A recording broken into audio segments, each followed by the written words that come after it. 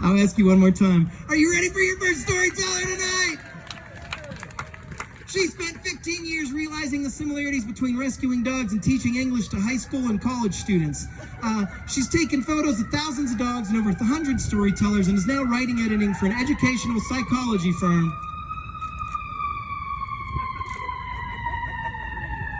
She got into storytelling in 2017 when she started writing down the crazy adventures from running an animal rescue. She's told stories at shows all over the place, and her 40th birthday party even featured an open mic for her friends and family to tell stories. She lives in the burbs with her husband of 18 years and their 3 rescue dogs. Please, go absolutely nuts. Put your hands together for Lauren Kelleher!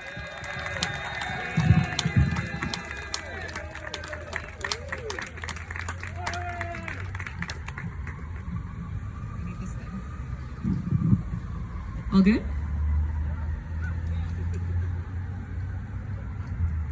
So on the morning of my cousin's high school graduation party in 2011, panic was setting in. I could not get it together and I was pacing the floor of the kitchen. You see, for 6 years, I had taught at the same high school he was graduating from, but I had enough and quit on the second day of his senior year. So 9 months later, I'm feeling ashamed and worrying about how many of his classmates, some of my former students, would be at the party to celebrate. I was 33 and had no coping skills. So I chose my trusted option to self-medicate, this time with my dog's Xanax prescription. They were the same pills dispensed to humans, so I figured this was an effective way to relax. However, I did not know that dogs and humans process medication very differently. Audrey was my 75-pound German Shepherd mix, and our vet prescribed her 2 milligrams of Xanax for anxiety with thunderstorms and fireworks and being left alone. I weighed about double that, so I did the math and took 2 of her 2 milligram pills. I later learned this is 4 to 8 times the normal dose for someone my size. I, of course, did not tell this brilliant plan to my husband. And so as he's driving us to the party, I started to doze off, and he realized something was up. I told him what I did, and he gave me an out. He said, "We don't have to go. We can just go home and skip this." But I insisted I was fine and closed my eyes. I next opened my eyes as we pulled in front of my aunt's house to park. Again, Steve said, "We don't have to go. We can just go home." But I, for some reason, insisted, no, let's do this.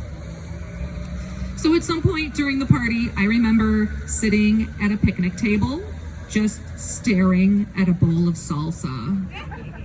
And that's it. That's my only memory. Hours later, I woke up, safe at home, on my couch, and my parents were there for some reason, and they were freaking out. "Why'd you go and pull the bonehead stunt like that? We were about to take you to the ER and have your stomach pumped." "What? No, Dad, I'm okay. What happened?" My mom filled me in. "You took the dog's Xanax. You were out of it all day. What were you thinking?" Yeah, I could not answer that question.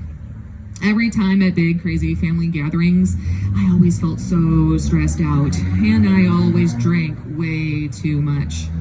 But I didn't want to be a hot mess in front of students this time.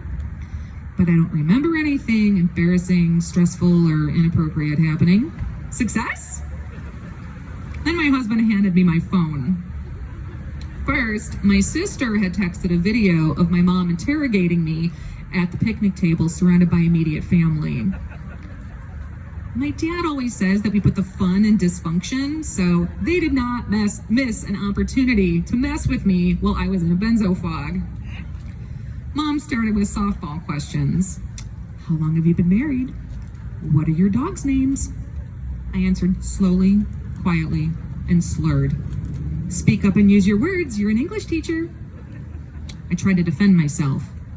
"I took the dog's Xanax." "The dog? Do you want a milk bone?" "I've been a vegetarian for 25 years, and my one memory is of the bowl of salsa. But my smart-ass sister later tried to convince me that I put a dent in a plate of barbecue. I don't believe that at all. They for sure would have taken video of that for blackmail later.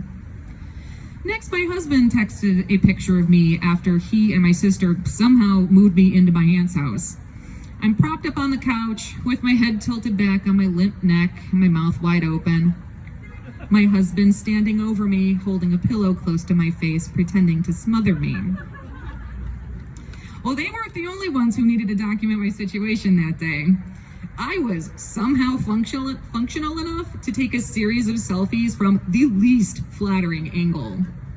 Normally, I like to hold my phone high and shoot down for a slimming cheekbone and bright open eyes. But these are taken from my lap as we drove in the car home from the party. My eyes are half closed and my cheeks and chins are rippled into a blob.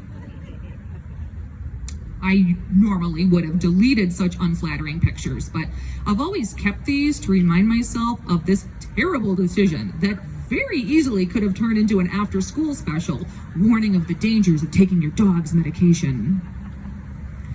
But as the cloud lifted from my brain, I put my phone down and I asked my husband, what really happened? I don't remember any of this. He assured me that I had been fine and I didn't interact with anyone under 30.